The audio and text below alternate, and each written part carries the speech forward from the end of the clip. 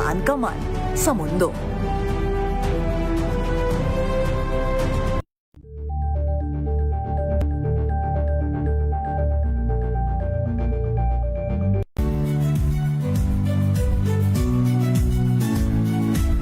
Magandang araw mga kaibigan.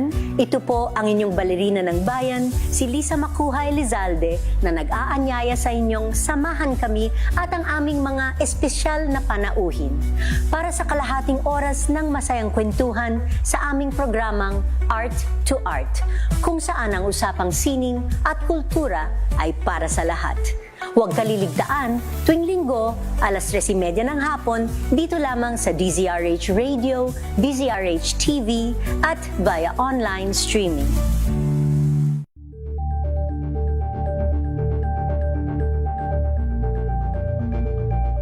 Curious ka ba sa maraming bagay? Kami na ang bahala dyan. Aalamin, tutuklasin at bibigyang linaw namin ang mga katanungang bumabagabag sa inyong isipan. Sa programa kung saan ang bawat sagot ay galing lamang sa mga eksperto. Ang Expert's Opinion, tuwing linggo alas 3 ng hapon, dito lang sa DZRH TV.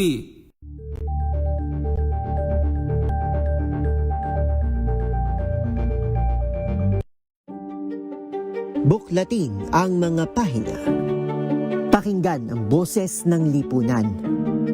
Tunghayan ang mga issue mula sa ibang katayuan. Nakakalungkot kasi deserve ba namin ng ganito? Na hindi nila alam kung ano talaga yung kanilang mga karapatan. Yung gobyerno, tinulungan nila yung kanilang magsasaka. Mga karagdagang kaalaman kung paano malulunasan ng iba't ibang karamdaman. Tuloy po kayo sa programang Pangkalusugan, Lunas. Lunas.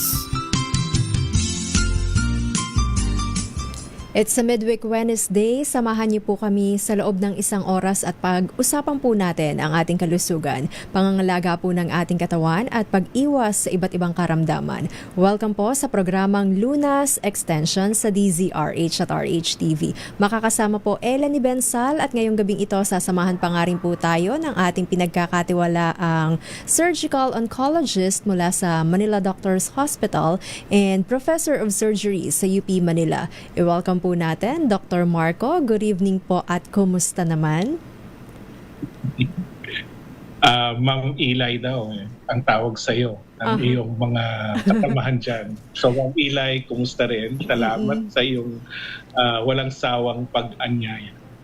Maraming salamat rin po sa walang sawang pagpapaunlak ng aming imbitasyon. Anyway, Doc, ngayong gabing ito, pag-uusapan natin kamalayan sa cancer, alamin, agapan at labanan. Ganda ng slogan mo Doc. Approve. So, alamin nga natin, Doc, every week naman, pinag-uusapan natin ang cancer, pero syempre, di ba, para sa ilan nating tagapakinig, taga-subaybay, na naguguluhan pa rin, kung ano nga po ba ang cancer, Doc? So, ang cancer ay basic tayo, simula tayo sa basic. Ang cancer is grupo ng mga sakit kung saan may mga abnormal na cells na sa katawan na maaring dumami ng hindi normal, kalat, parami at pakalat. Sa ilang uri ng cancer, maaari itong lumaki sa kalapit na tissues at maaari ring pumalat sa ibang bahagi ng katawan. Malagang tandaan na hindi iisa ang cancer, maraming klase, kasing dami ng palagi kong hinahantulad to sa sa animal kingdom, kung gaano karaming uri ng hayop at for example sabihin natin isang puting Yorkshire Terrier, kahit na ilinya mo sila tapos ikunan mo ng picture, okay, pero pareho-pareho. Pero pag isa-isa mong kunin ng ugali, iba-iba pala. Ganun ang cancer. Maraming iba't ibang uri ang cancer. Breast cancer, lung cancer, colorectal cancer. Isang klase, cervical cancer, prostate cancer. At marami pang iba. At dahil magkakaiba ang mga cancer, magkakaiba rin ang paraan ng diagnosis at treatment bawat cancer. Pero ano yung nagtitrigger sa cells na yon, Doc, 'di ba? Dun sa cancer cells na yon para dumami siya, kumalat siya. Nako, kung masagot mo yung tanong mong yan, Nobel Prize winner ka na, Ma'am Eli. Ayan. Dahil hindi natin, dahil sa dami ng klase ng cancer, mahirap din tukuyin, no, kung anong walang isang sanhi ng cancer, wala ring isang makaka-explain kung bakit yung ibang cancer ay mabilis kumalat, yung iba naman ay mabagal. So kanya-kanyang ugali yan at iba-ibang klase. So ang common lang yan ang cancer ay lumalaki at lumadami at kumakalat. So at pwedeng mapalagay sa panganib ang buhay. Hindi pa rin tiyak, Doc, kung ito nga po ba ay may kaugnayan sa genes ng magulang natin or sa lifestyle natin, 'di ba? Okay. So, ang sinasabi mo ay para tinatawag nating risk factors. So, totoo na kung merong uri ng cancer mo genetic in nature talaga, no? At maaring mahawa ka, mamana mo, no? Then yes, pwede kang magkaroon ng cancer at namana mo sa pamilya, no? Pero karamihan ng cancer hindi ganun.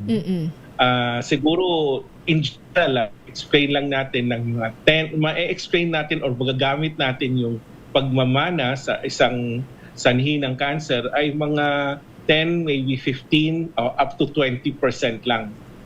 So karamihan pa rin ng cancer, tawag natin dyan sporadic at hindi siya familial in nature, no? So hindi pa rin. Ang lifestyle, marami dyan manginginom, maninigarilyo, ganon, hindi magkaka-cancer. Meron din hindi umiinom, hindi naninigarilyo, ay nagka-cancer, correct? Oo. So itong mga factors na to na mamaya natin i-elaborate pa ay mga tinatawag na risk factors o katangian na nagbibigay ng panganib. No? Pero hindi necessarily na siya ay sanhi. No? So yun ang pagkakaiba ng risk factor at cause. And ang risk factors ay marami rin. Again, hindi sinasabing meron kang risk factor na yon, magkakaroon ka. So kapag may cancer ang isang tao, tama nga rin ba sabihin na chemotherapy na ang katapat niyan? Dahil hindi lahat ng cancer pare-pareho nga, no? Iba't iba ang treatment, no?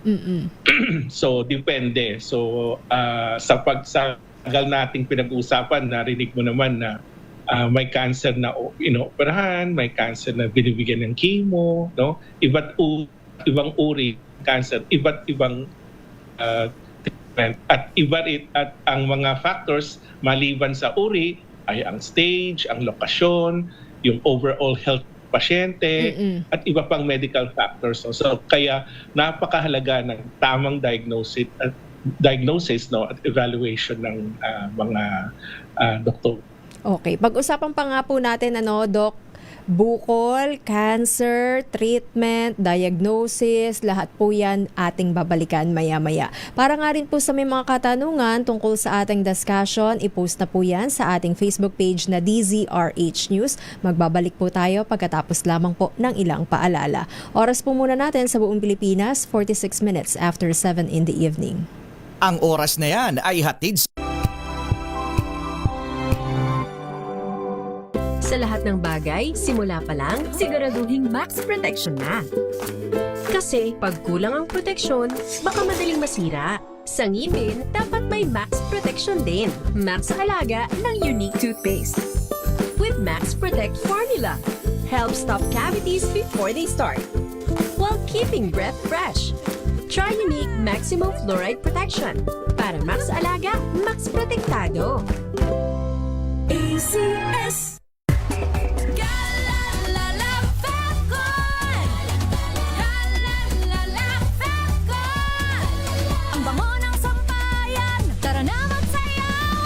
Calafabcon, amoy nakaka-joyful!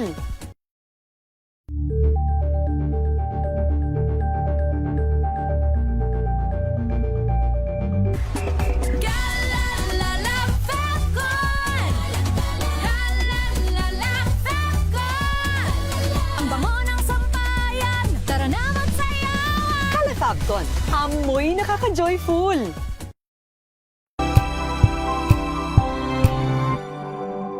If I get impeached,